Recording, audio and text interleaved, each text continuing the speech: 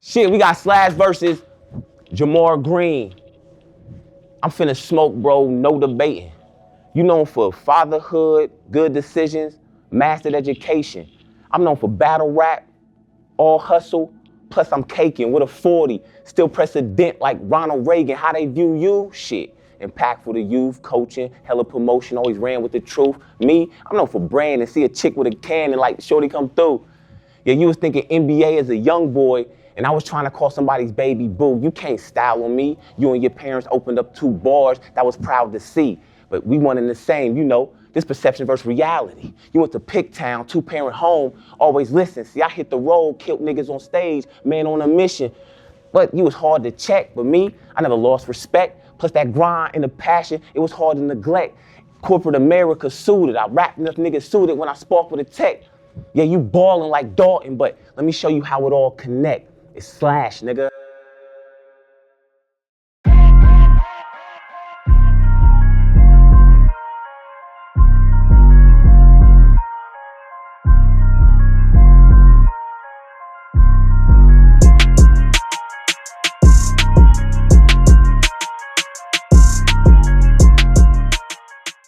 Welcome back to Just a Barbershop podcast. I am your host, LV Blends.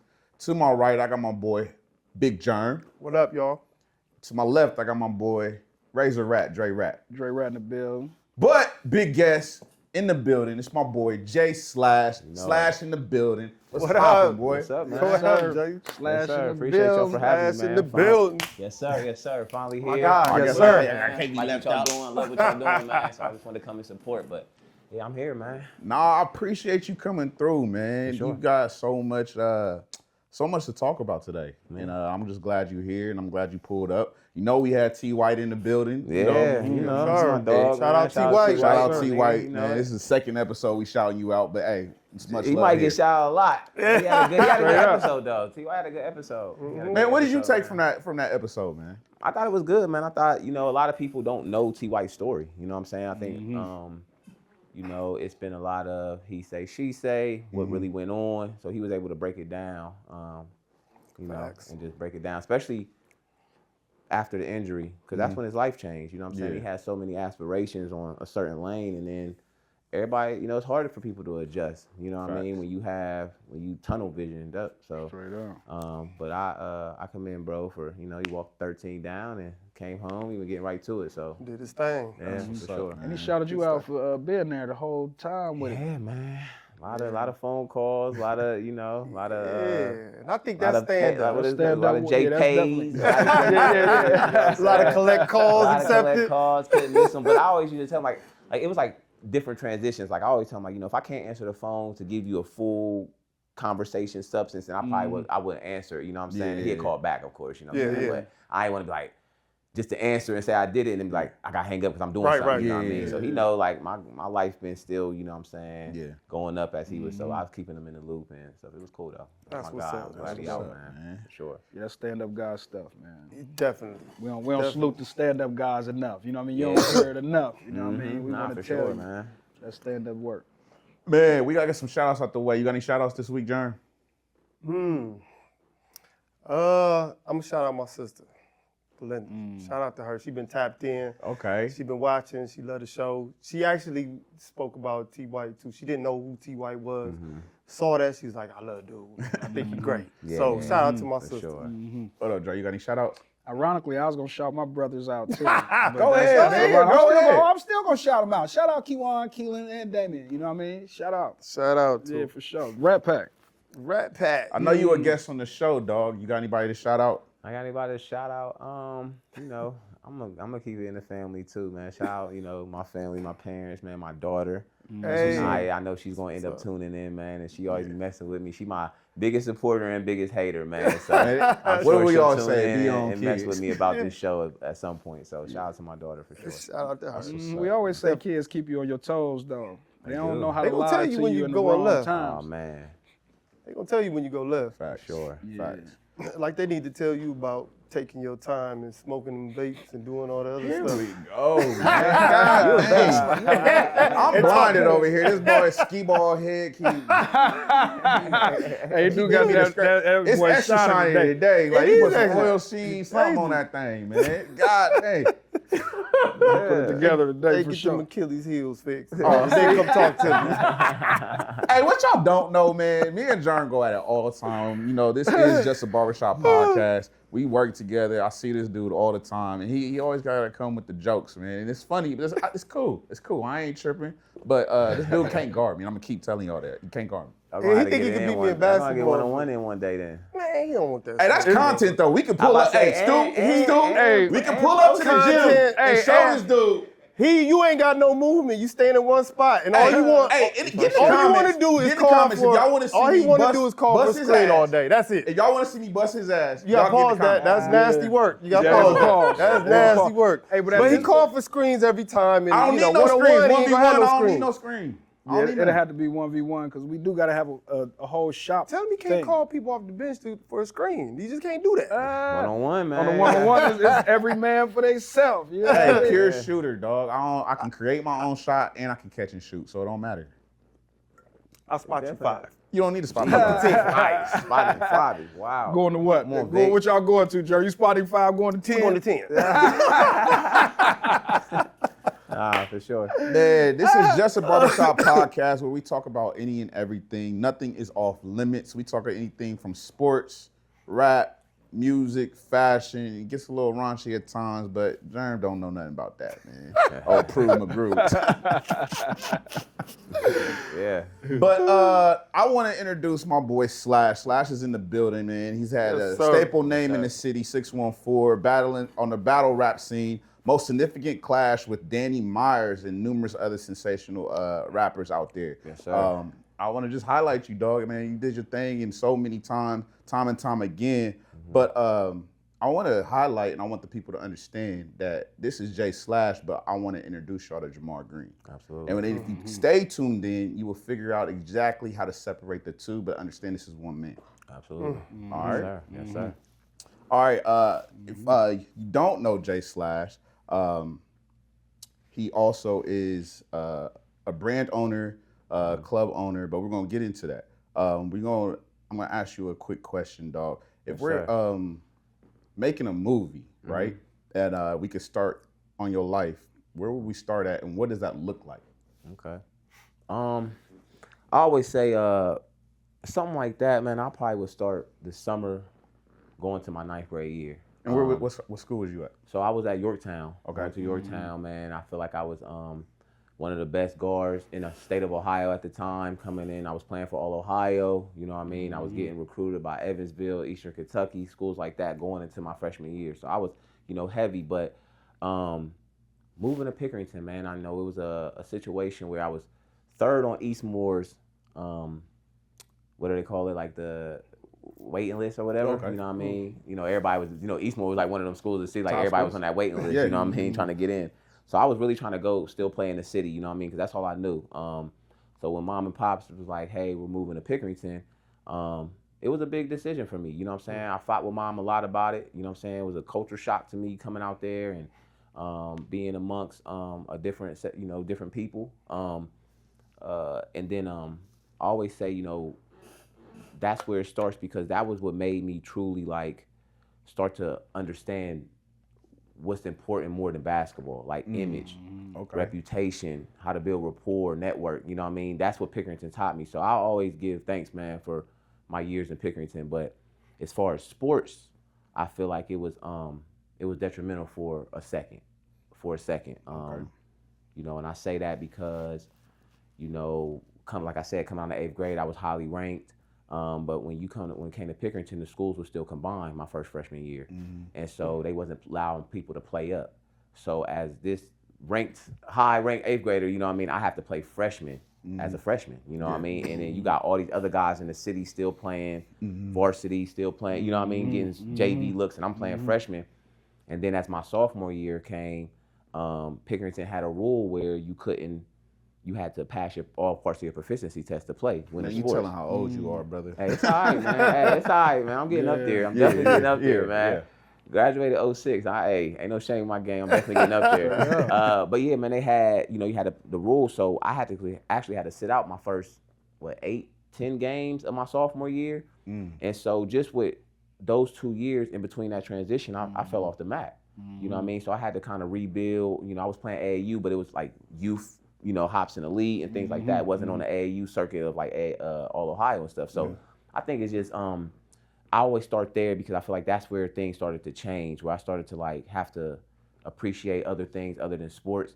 It made me, like I said, it breeded me for all types of growth though, man. Pickerington, I wouldn't change it for the world, just the people I met and, also want to shout out J. Butt.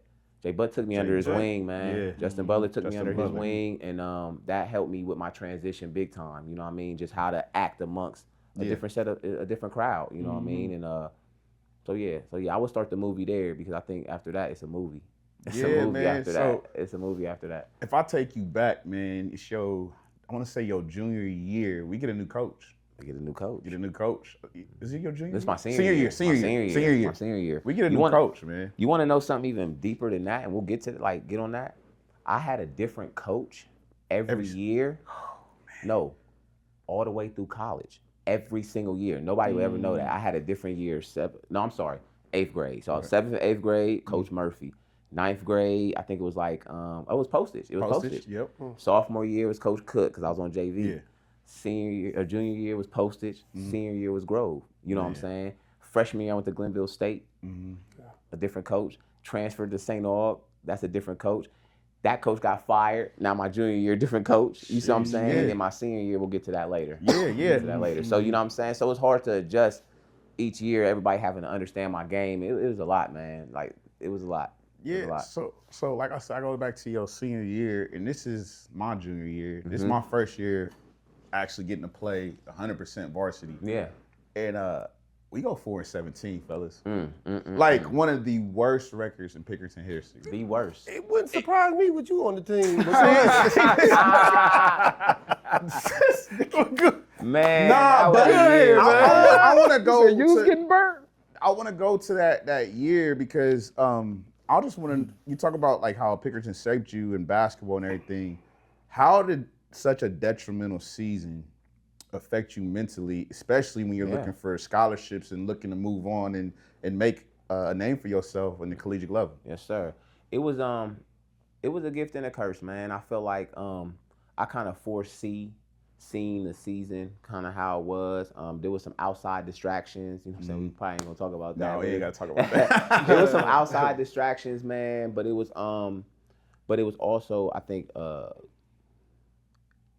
you got to think like I committed to Glenville third game of the season. A lot of people don't know that. I didn't know that. I verbally committed to after we played Chillicothe. Remember we had that OUC Chillicothe, and we played Cincinnati Woolward that year. Yep. And after the Cincinnati Woolward, I had 20 and 20 like both games, and then Glenville offered me.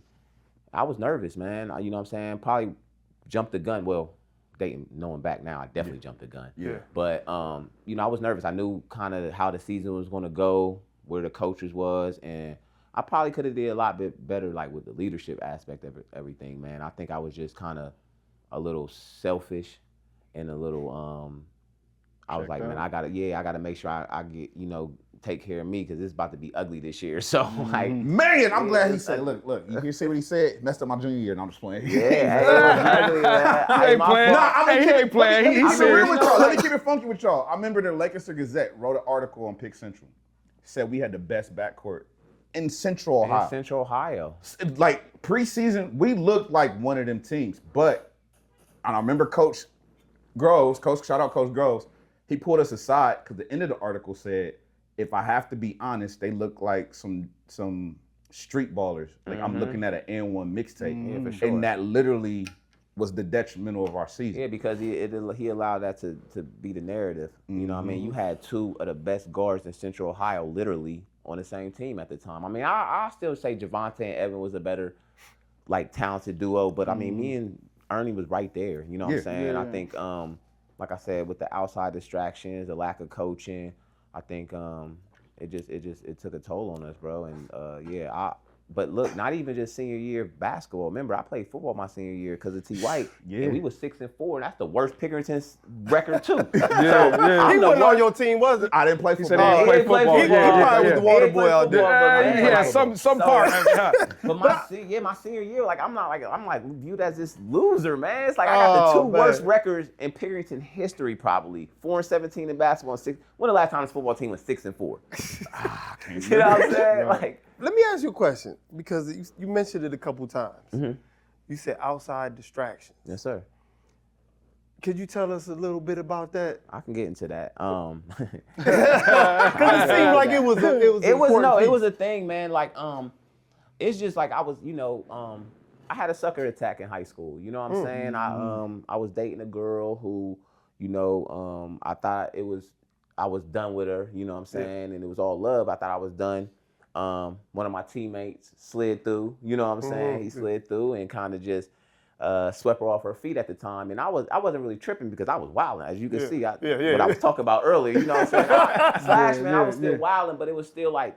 I wasn't mature enough to handle the separation at the time. Like, it was still bleeding onto the court. And I think it was always something that was always like, it was a weird situation. It's all love now. Like, it was nothing that drug over years. But at that time, you know what I'm saying, when you trying to be a teammate and stuff, it's like you can't really separate it. It's hard. It's hard to separate it. You know what I mean? And it obviously was it showed on the court, you know what I mean, the chemistry or the lack thereof, you know what I'm saying? And but yeah, man, it was a situation where I feel like I had a little sucker attack in high school a little bit, man. I came front. And that first heartbreak though, that's it was tough, man. So I think we all went through a heartbreak. I went through heartbreaks, and I didn't have really nobody really around to really kind of walk me through that.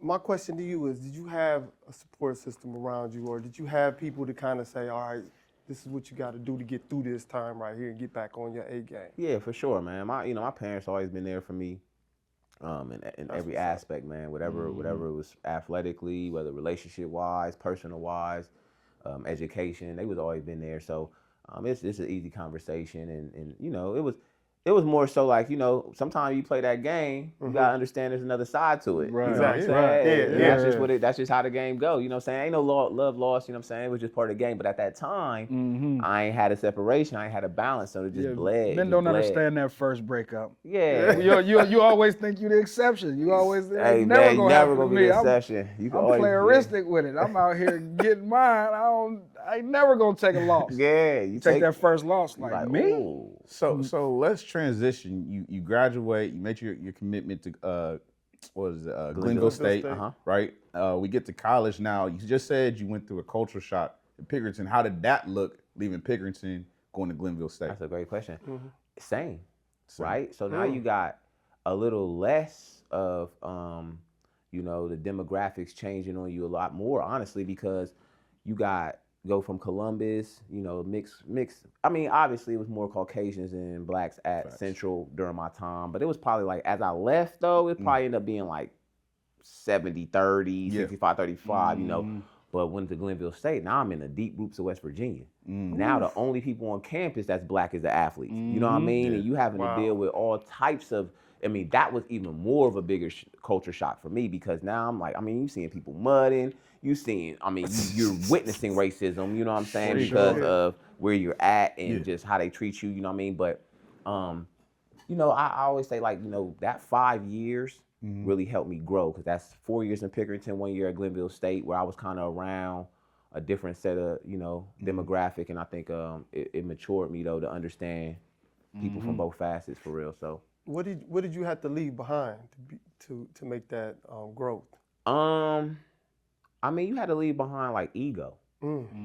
I always, used to being, like I said, like the man, and I was, I was spoon fed as far as opportunities when it came to like sports and stuff like that. I was nice. Don't get it twisted. I earned them, but at the same time, like it was my first time having to deal with the business aspect of sports. And to be around people where I'm not 100% accepted. You know what I mean? So I think that was probably one of the things that made me like grow more than anything for sure. But definitely ego, man. You got to check it at the door in West Virginia. Like they don't care about nothing you talking about. Like you better pull your pants up, keep your hat right. Yep. Or it could be a long night for you. You know what I'm saying? for sure. But sports wise though, I loved it, man. My freshman year was a great year for me. You know what I'm saying? I still kept the sports, like the momentum of playing. Yeah. I had a great freshman year, you know what I'm saying? I think I was like 1 or 2 votes off of freshman all conference, averaged like 9.5, maybe like 6 assists.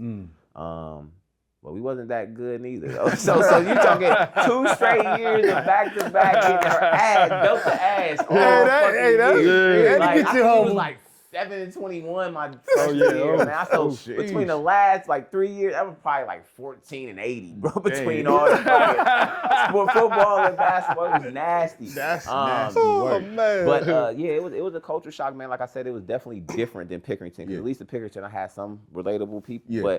But like I said, sports wise, it kept us family oriented out in West Virginia. Football team got cool with the basketball team because it's brotherhood out there. You know what I mean? Right. So I still got some relationships from Glenville even way back now. I mean, even now, you know what I'm saying? So So if you don't mind me asking, you know, you was at Glenville, but then you transferred again. yeah, Now we're going to another school. We're at let's see, St. Augustine. we're at St. Aug in Raleigh, North Carolina, man. North The Carolina. HBCU, man.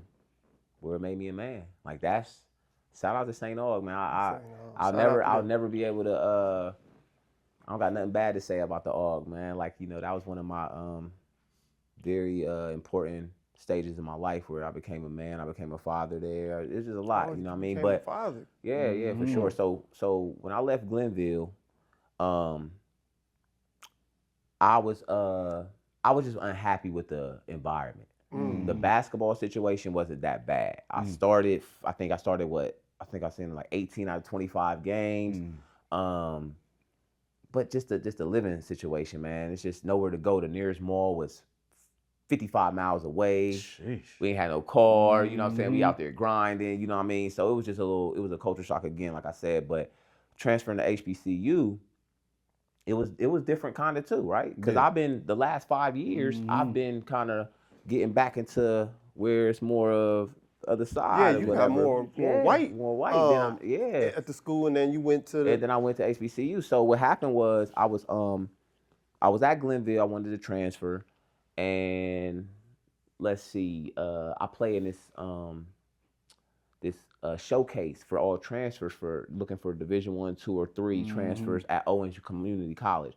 When I tell you I was killing, I was up there going crazy. I was going crazy. So Out of body. So I was like one of the top transfer, like, you know, the NIL right now, top of the portal. I was one of them, like in the portal, like, hey, who's this guard? I'm playing full court defense, and I ain't known for defense. But in college, you gotta pick a role. So I'm playing defense, and I'm hitting the tray. Like I got in the gym, got my jumper together. You know what I'm saying? Like I was always like a streaky player. You know what I'm saying? But I got my jumper together and played full court defense. That's how you get in the games in college. You know what I'm saying? So I was killing, man, and a coach out here that was coaching at Columbus State was actually at that showcase. Oh, wow.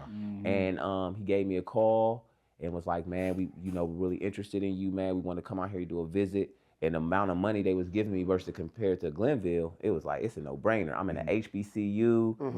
You know, this is lovely. Like, you know what I'm saying? Cutting the check out there. Yeah, it's about to be crazy. Like, and I'm like, they say, you know, it's like 9 HBCUs right out there. here. It's Shaw, St. Aug, man, it's all types of school out there. NCCU, you know what I'm saying? Where I got my master's at. It's a lot of spots out there, man. So I enjoy moving out there. I played great my sophomore year. I was cooking. I actually played in the CIAA tournament where, that was on ESPN2. I remember at the game, it was Floyd Mayweather, Steve Harvey, and Vivica Fox in the first row. You know what I'm saying? So I'm like, shoot, we playing at Charlotte Bobcats Arena though. So this is a tournament. So you know what I mean? The CIAA is it's a big all black gathering, man, for all the conferences. So it was beautiful, man. So and then my junior year, we had a transfer coach come in, Coach Blow. It was all good. You know, it was all good, but that's where things changed a little bit. So there you go, there. And that's where things changed for sure. That's where a lot. 2009. Everything changed. 2009, man.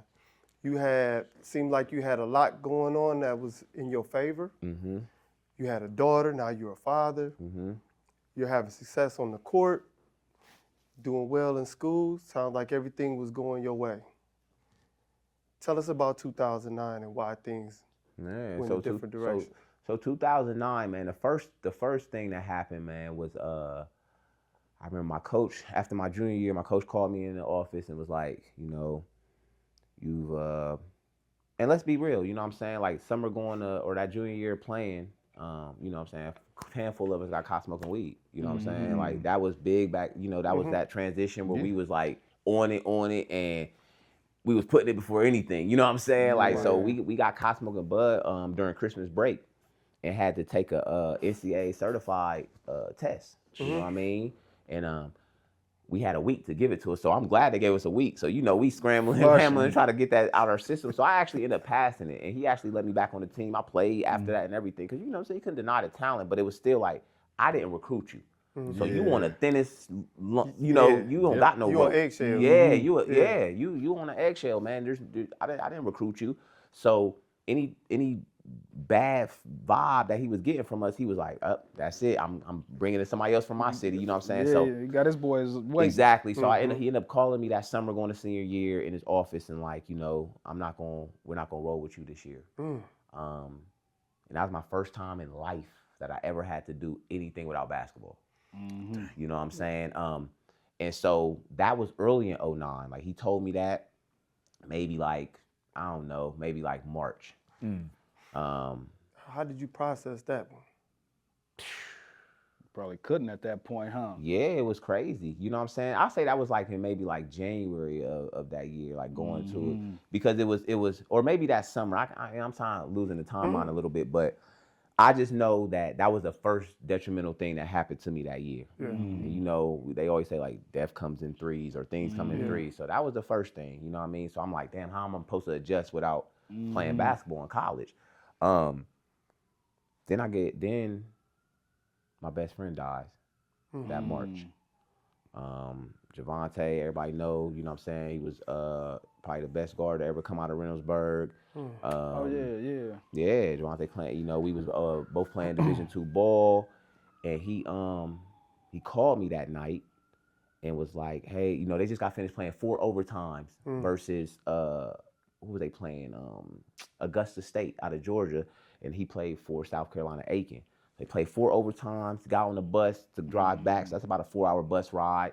He called me like, hey, I got my two 5-hour energies, I got my, you know what I'm saying, I got my bud, you know what I'm saying, I'm gonna take this trip, you know what I'm saying, meet me at the crib at 11. I'm like, all right, bet. So I call him, you good? Oh, I'm good, you know what I'm saying, I got like 6 hours left. All right, cool. Go to sleep. Phone getting blown up next morning. My guy Mike Harris, shout out to Mike Harris, man. He called me like, hey, Javante gone. He fell asleep at the wheel, ejected, you know, and it's always been that was always weird, you know what I'm saying? That was my road dog, you know. Me, him, and T White was always like that's my clique, you know what I'm saying? So we fast forward, you know, obviously we're grieving, we doing all that. We fast forward to December 09. And that's when T White situation happened. T White being your close friend. Yep, being my, you know, that, like I said, that's part of my triangle. So with him and Javante, Javante's gone. We're both grieving over that. T White got attacked Javante just like I got attacked Javante. Like we, you know, that was our guy. And then, yeah, that December, man, you know, T White makes his decision. Actually, like 2 days after my birthday, December 9th. How does Jamar get through all of that? I mean, you got basketball, the college situation. You got losing your best friend. And then T. White, another close friend, going to prison for 13 years. How did you put all that together to try to push through at that moment? It was tough, man. Like I said, I leaned on my family a lot for support. You know, through the years of being at St. Aug, I had some, you know, other friends that, you know, grew a part of my everyday. But it was, you know, and in prayer, honestly, man. You know, trying not to blame myself.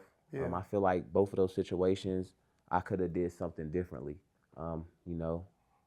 So I encouraged Devontae to get on that road that night, and I always shoot myself in the foot for that because I was like, "Come on, let's Can't come think on, like bro." that, though. I try not to, You can't bro. think like You that. can't The think thing like I is, try not to, bro. life happens. You know, things happen the way they supposed to happen. You know Yeah. what I mean? Like, and everybody live, man. We all trying to survive, all trying to live. You know what I mean? And it was just his time, man. You know what I Yeah. mean? You can't look at it like you did anything. But Yeah, man. I try not to, man. You know, I try not to.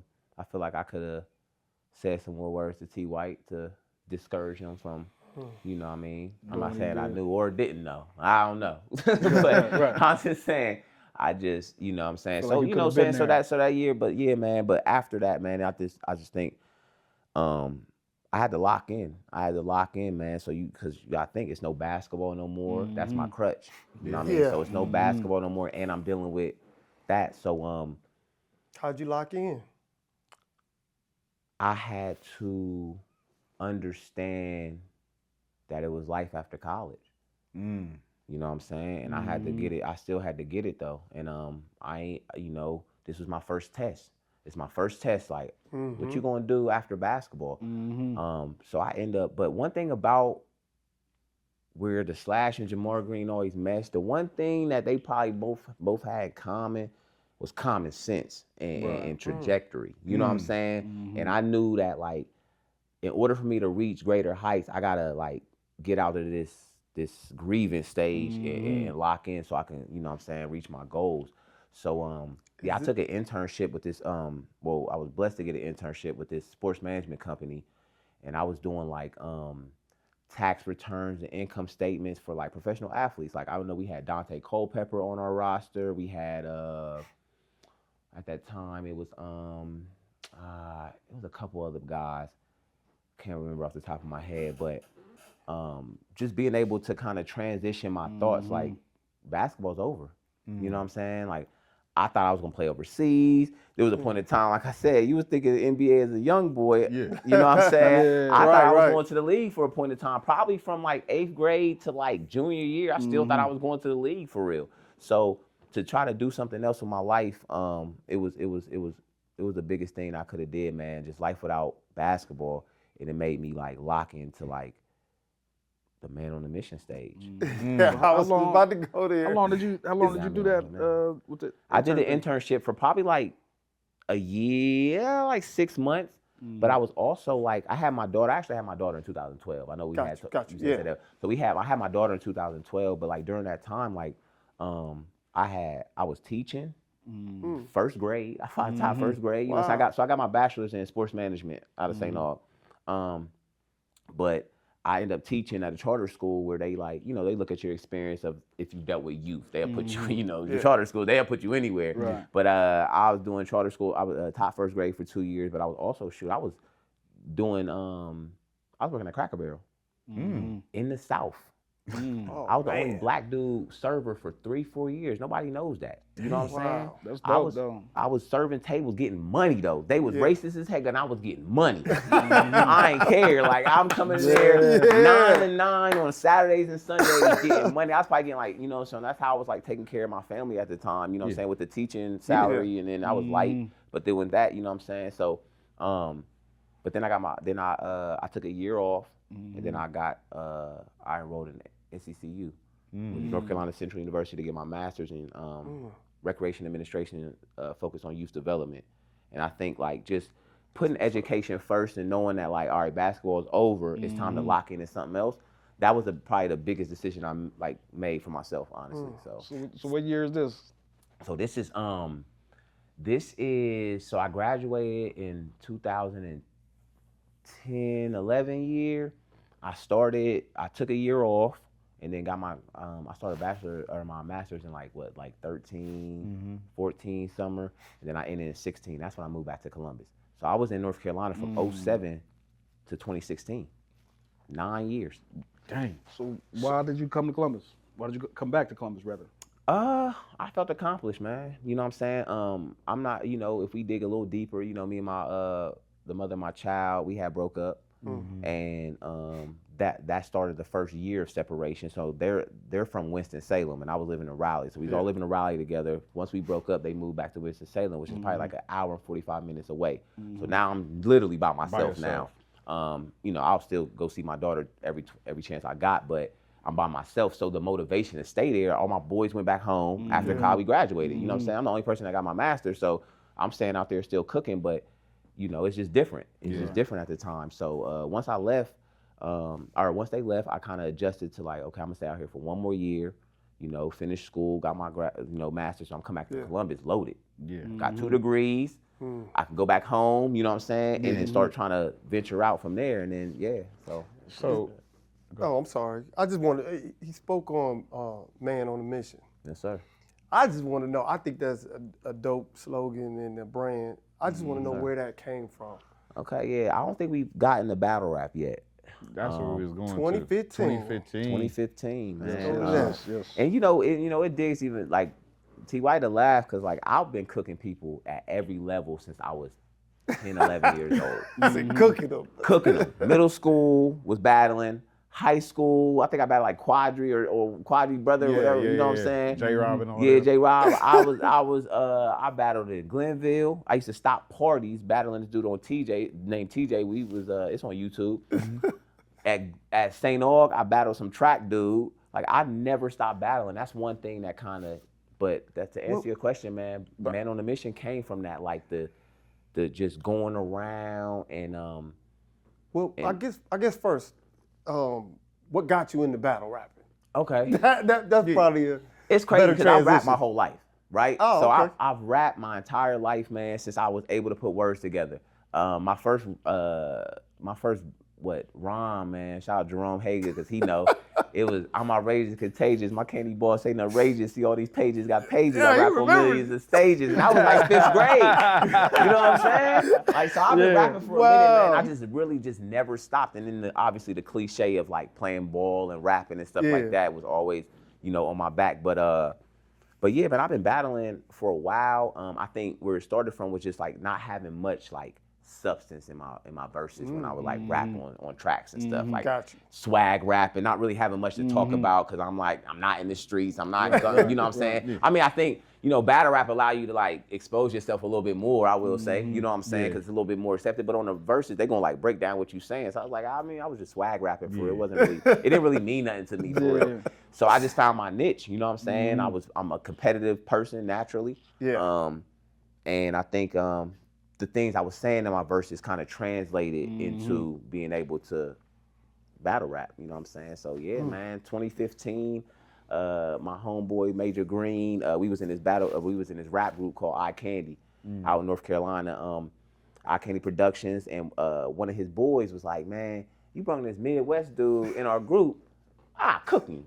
I'm thinking like, got one. Like, that's I got one. Like, there you go. You already knew what you was about to get him with, huh? It was cool too. It was actually like a kind of like a weird, awkward situation because they was like best friends. Yeah. You know what I'm saying? It'd be like me telling my dude like, hey, T White, I got somebody to battle you, but then he cooked T White. Yeah. Now it's awkward. Right.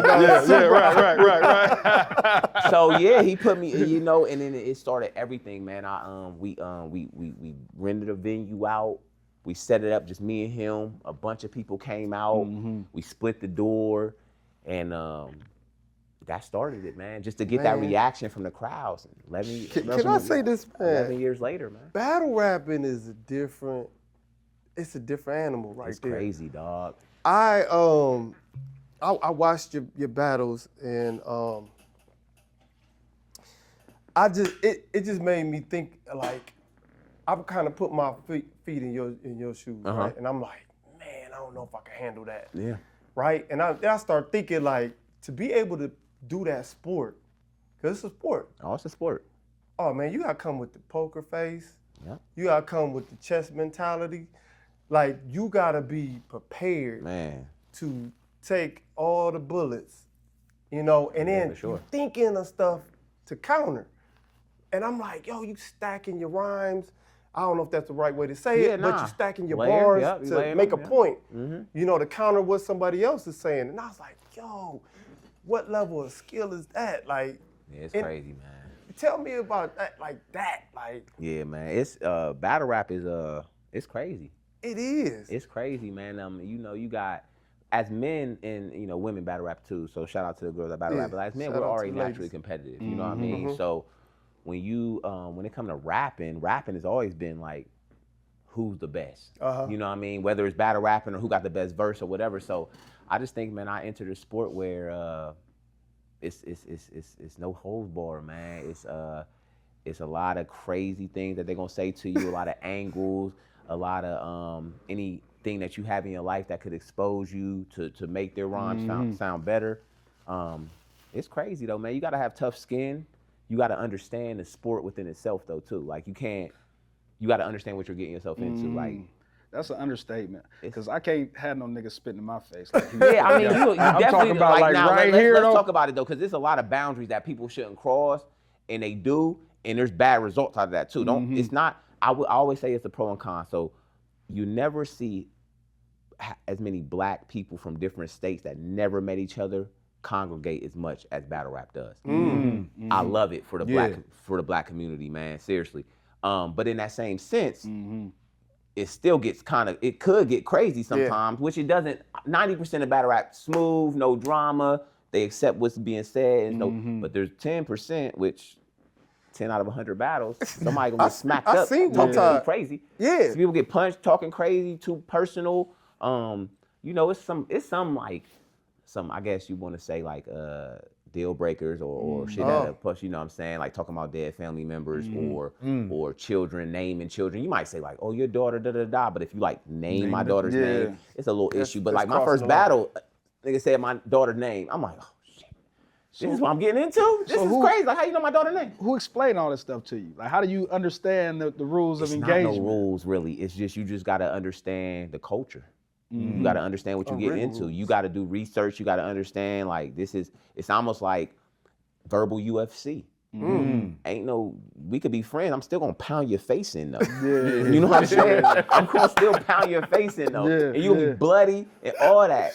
So UFC is less because it's physical versus verbal. You know what I'm saying? But, you know, there's some rules. There's some rules. So do you shake hands with all the battle rappers after and y'all kick it afterwards? Yeah, it's some 95% of the time you cool with your battle rappers after, for real. So for sure. I have to salute you because like I saw an interview on 15 Minutes of Fame. Yes.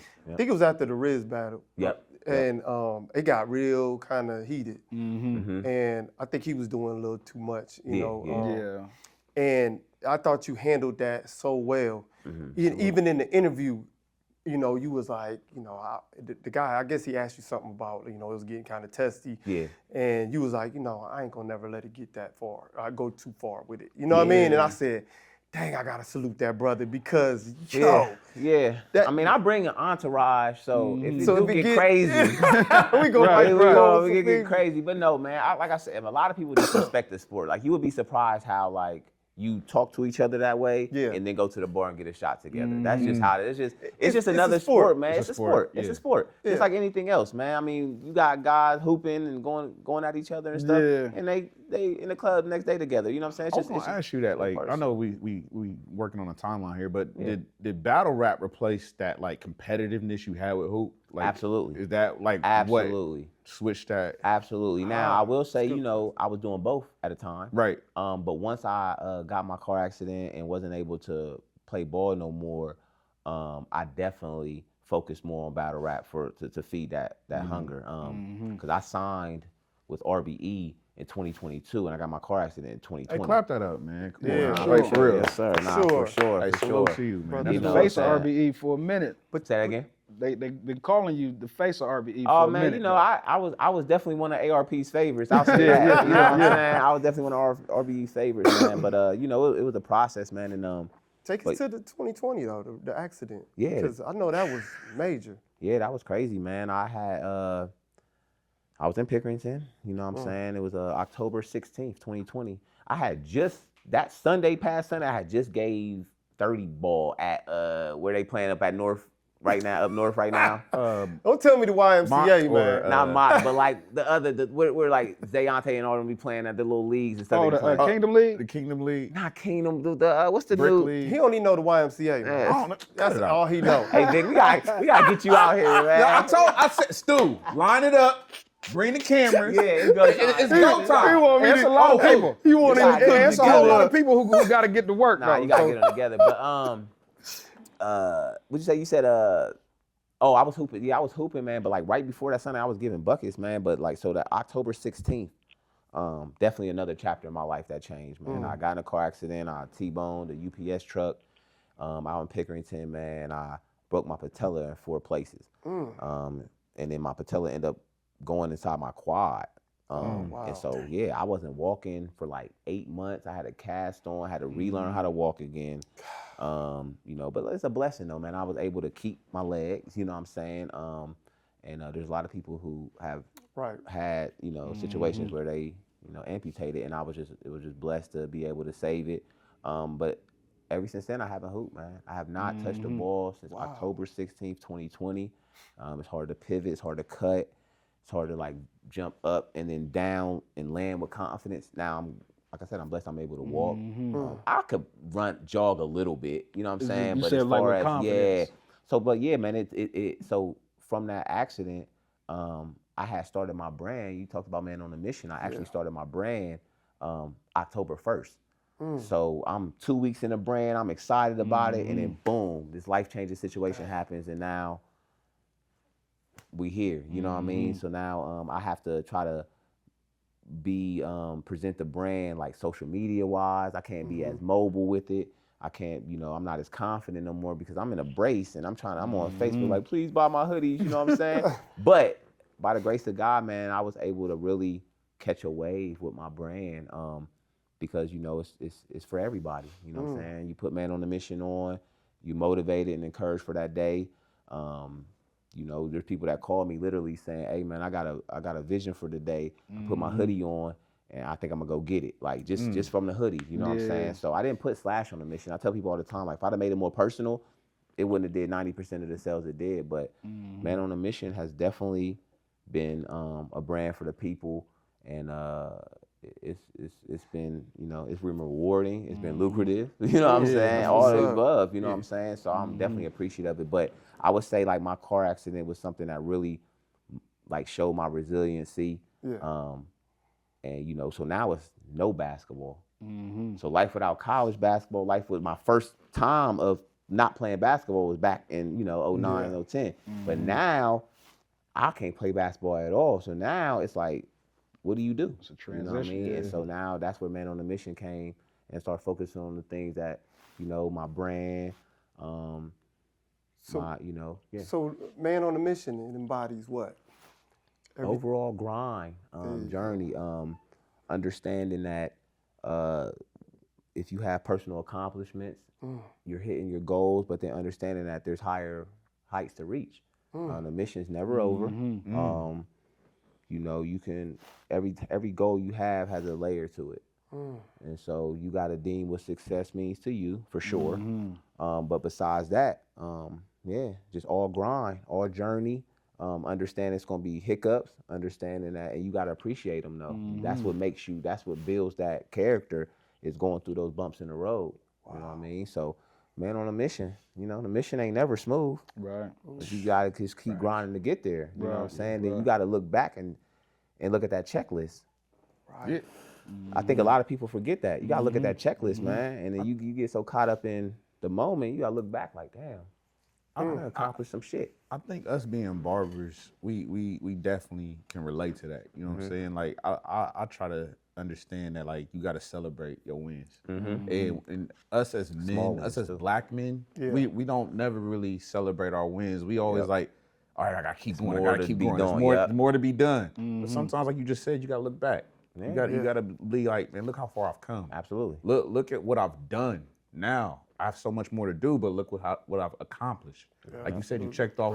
Like a lot of people don't even check off stuff on the list. Yeah. And you're saying you got to check some of them things off. So be proud of where you've been, brother, and for also sure. I be appreciate proud of the things you've accomplished. Yes, sir. Absolutely, Yes, sir. Absolutely. man. Absolutely.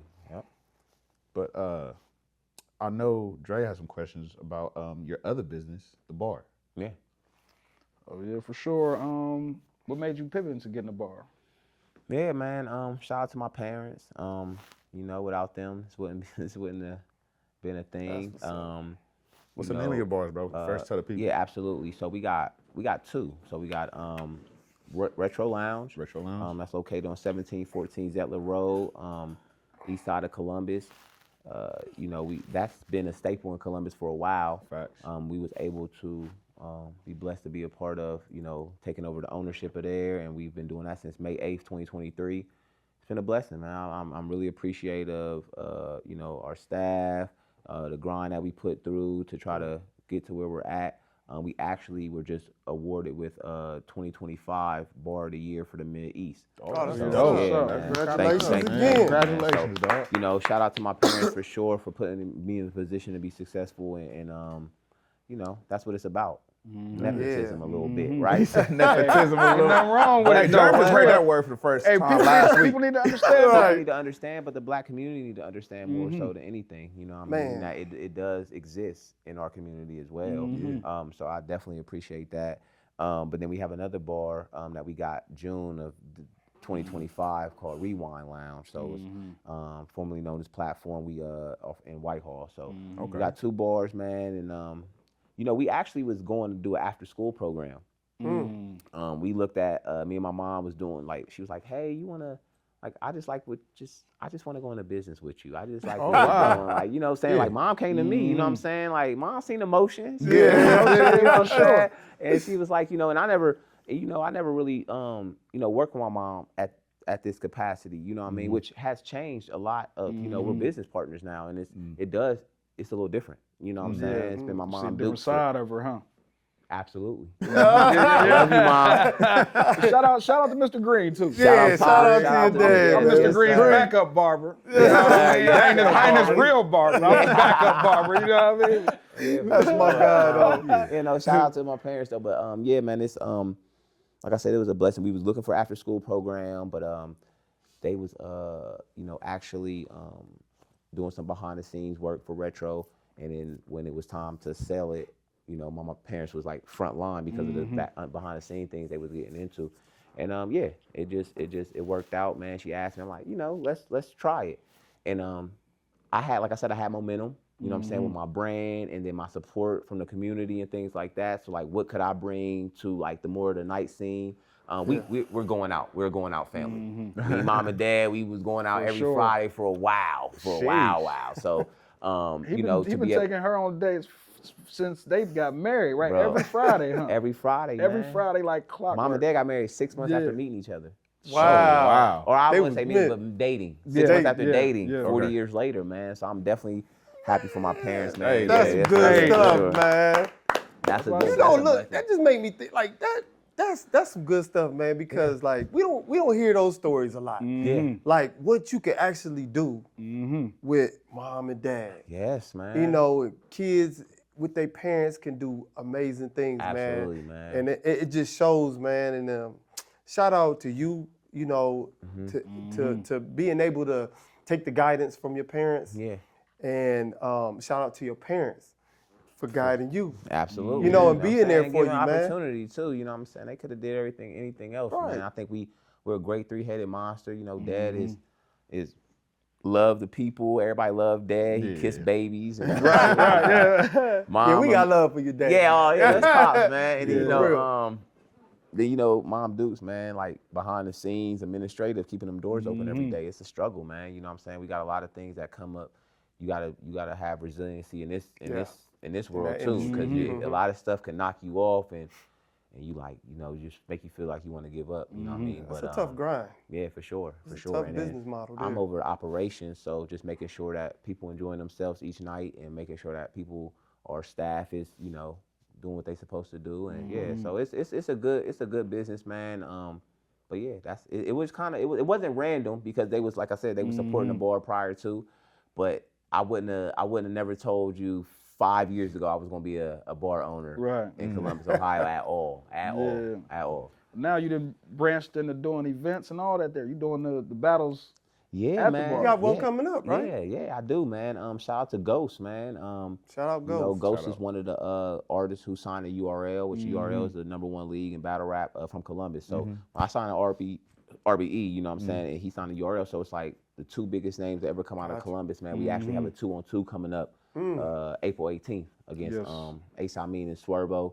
Guys that's also in the NBA of battle rap. So they're coming from the DMV area. So it's gonna be Hey, in we getting Columbus. the invite, right? Hey man, pop out, man. Hey, pop out, man. It's about to be crazy. I'm like there we for already sure. been practicing. Hey, It's yeah. definitely gonna be one of them. I'm on his tab though, okay? Yeah, So, hey, you know what I'm saying? yeah, We yeah. gonna pay, but you know, I'm Dre on his got, hey tab. Dre, they said you got it, man. So Hey, I ain't the rich one in this group. You know what I mean? Hey, I am not Jerv the don't rich step one in out, this so, group. you know, That's we all together. right. So I'm on his tab. I We'll get send- invited, we'll I'm send- we'll stepping out, but you know. Okay. Hey, Okay. we'll send Yeah. Jerry the link if I nothing just else. gotta keep my cool. That's all, you know. Hey, yeah, because Jerry gonna be like, "What you say to bro?" Yeah, Like, yeah. that's It's all. my man's now. Yeah, You know. yeah, Okay. it's gonna be all right though. But yeah, man, we got that coming up.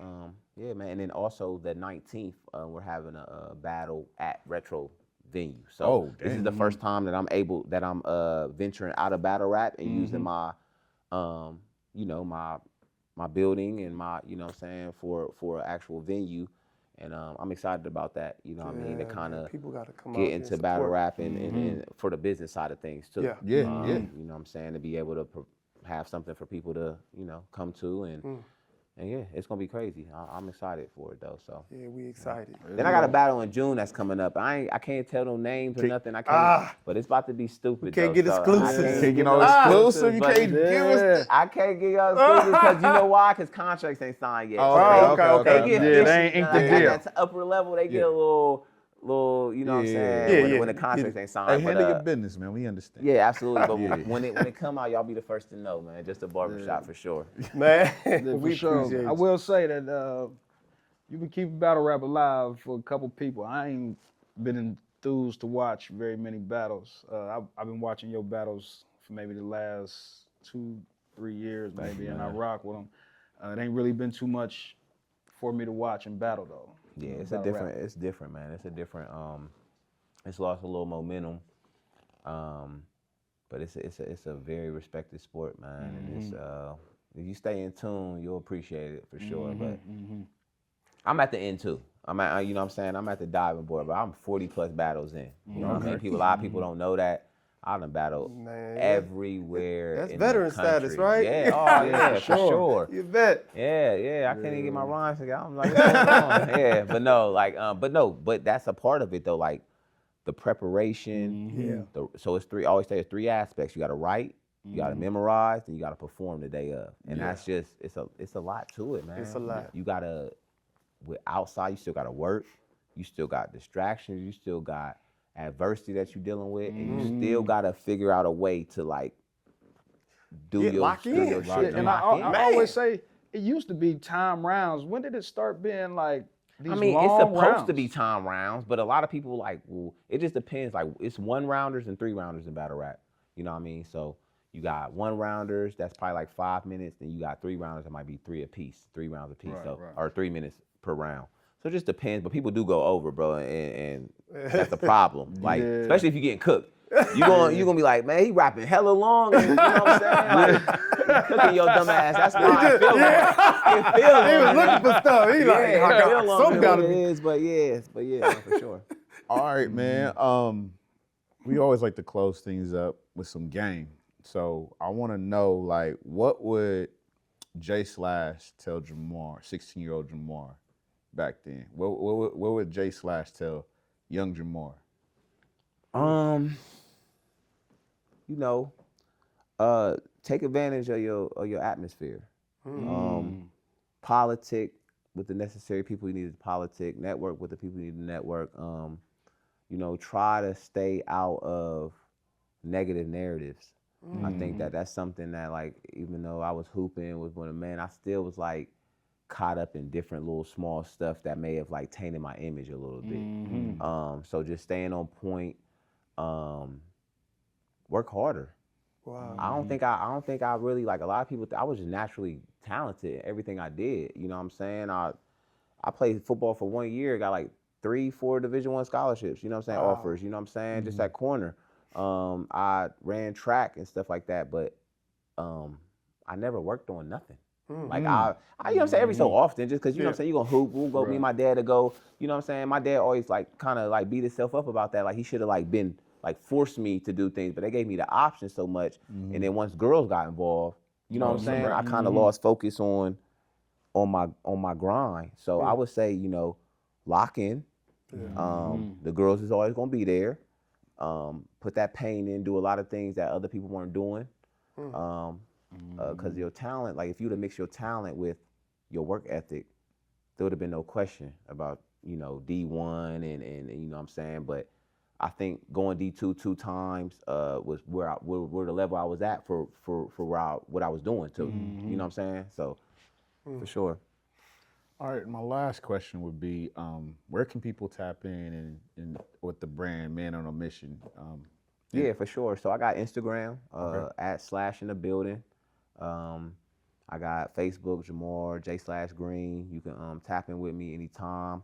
I like to give, I actually had an interview not too long ago on a podcast, maybe like 2 weeks ago. And I talked about how like I like to give personal connections for the transactions.